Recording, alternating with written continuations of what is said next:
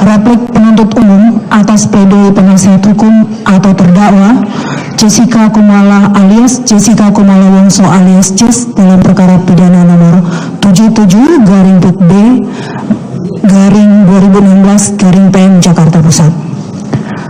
Majelis Hakim yang kami muliakan, saudara penasihat hukum yang kami hormati. Minggu lalu, tepatnya pada hari Rabu tanggal 12 Oktober tahun 2016 dan hari Kamis tanggal 13 Oktober tahun 2016, di ruang pengadilan ini telah terjadi aksi teatrikal dengan lakon terdakwa dan penasihat hukumnya. Di satu sisi, terdakwa secara tiba-tiba terlihat seolah menangis terseduh-seduh, di mana keadaan ini sangatlah jarang terjadi selama proses persidangan. Namun, setelah mendekati putusan, barulah air mata terdakwa mengalir dengan derasnya. Entah karena menangisi kepergian korban Mirna untuk selamanya dari dunia ini, ataukah hanya menangisi nasibnya saja yang dijadikan terdakwa atas perbuatan pembunuhan dengan rencana terlebih dahulu yang memang nyata-nyata dilakukannya. Hanya terdakwa dan Tuhan yang mengetahuinya. Penuntut umum berpendapat demikian karena terdakwa saat memberikan keterangannya di muka persidangan dan dalam pembelaannya terkesan hanya fokus kepada nasibnya saat dalam masa penahanan di rutan Polda Metro Jaya yang dianggap terdakwa tidak adil karena ruangannya itu sempit, banyak kecoak kalajengking, lampu sangat terang, sedangkan di luar ruangan lampunya dimatikan, sehingga membuat terdakwa menjadi ketakutan dan sulit untuk tidur. Perlu diketahui bahwa ruangan itu ternyata diminta sendiri oleh terdakwa, karena terdakwa tidak mau disatukan dengan tahanan lainnya, di mana ruangan itu pun sudah termasuk mewah untuk ukuran sel tahanan untuk seorang tersangka saat itu. Lalu, apa yang terdakwa harapkan? Apakah kasur yang empuk? Sebuah TV kabel atau kulkas? AC? Atau air hangat untuk membasuh terdakwa di saat lelah? Bahwa perlu terdakwa sadari kalau apa yang terdakwa lalui merupakan konsekuensi logis dari seorang tahanan, dan fasilitas yang terdakwa dapatkan pun sudah lebih dari apa yang didapatkan oleh tahanan pada umumnya. Jadi, mengapa terdakwa masih mengeluh dan membuat keadaan seolah-olah terdakwa ditempatkan di ruangan yang tidak layak huni dan menyalahkan aparat penegak hukum, di saat semua fasilitas yang mumpuni telah diberikan kepada terdakwa? Tidak berhenti sampai di situ saja. Terdakwa juga mengeluh tentang tekanan yang katanya diterima olehnya sewaktu menjalani rekonstruksi di restoran Oliver.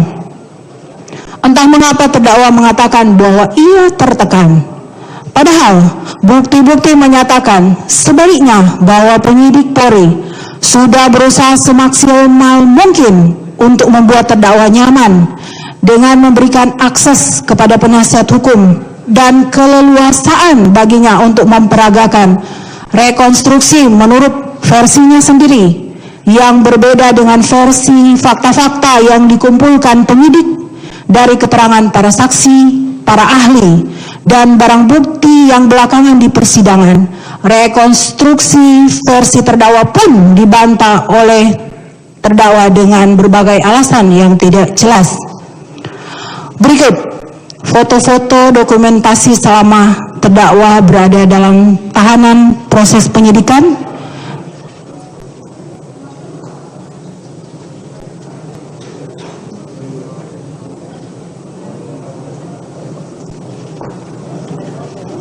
Yang mulia, kemarin kan kita juga dilarang untuk melihat foto. Ini kan bukan barang bukti yang dalam berkas perkara.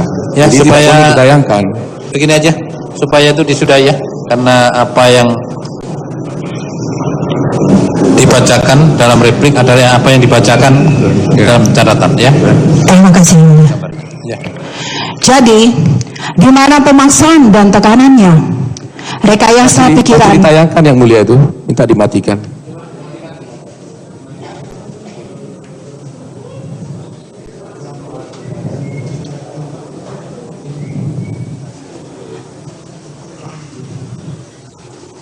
Rekayasa tes.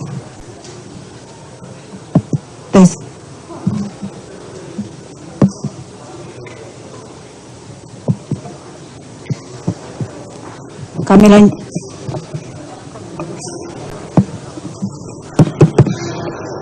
Tes. Rekayasa pikiran apa yang terdakwa ingin sampaikan kepada majelis hakim dan kepada seluruh rakyat Indonesia yang mengamati sidang ini dengan pernyataan dan tangisan terdakwa itu? Bukankah terdakwa menangisi dan menyesali kepergian korban Mirna untuk selama-lamanya, malah terdakwa menangisi atas konsekuensi logis dari perbuatannya sendiri? Sungguh suatu ironi. Bahwa sesuai putusan pra-peradilan nomor 04/Pit-Prap/2016/PN Jakarta Pusat tanggal 1 Maret tahun 2016, Hakim telah memutus bahwa proses penyidikan khususnya masalah penahanan telah sah menurut hukum, di mana putusan pra-peradilan tersebut telah berkekuatan hukum tetap, sehingga pernyataan terdakwa dalam pemeriksaan terdakwa dan nota pembelaan bahwa dirinya merasa ditekan oleh penyidik sudah dilakukan pengujian secara objektif dalam proses pra-peradilan tersebut. Tentunya apabila tindakan penyidik sesuai dengan apa yang dinyatakan terdakwa tersebut di dalam proses pemeriksaan pra-peradilan terbukti, maka sampai saat ini perkara pokok tidak pernah ada, sehingga penghormatan terhadap putusan pra-peradilan yang telah berkekuatan hukum tetap haruslah kita hormati bersama sebagai bagian contoh upaya pendidikan hukum yang baik kepada masyarakat. Sebaliknya, yang menjadi pertanyaan besar adalah mengapa terdakwa selalu menyajikan tontonan yang tidak mendidik secara hukum, yang menuding bahwa proses hukum yang dijalani tidak mendasarkan pada penghormatan hak-hak terdakwa. Apakah ini murni ketidaktahuan terdakwa atau kesengajaan yang disetting sedemikian rupa?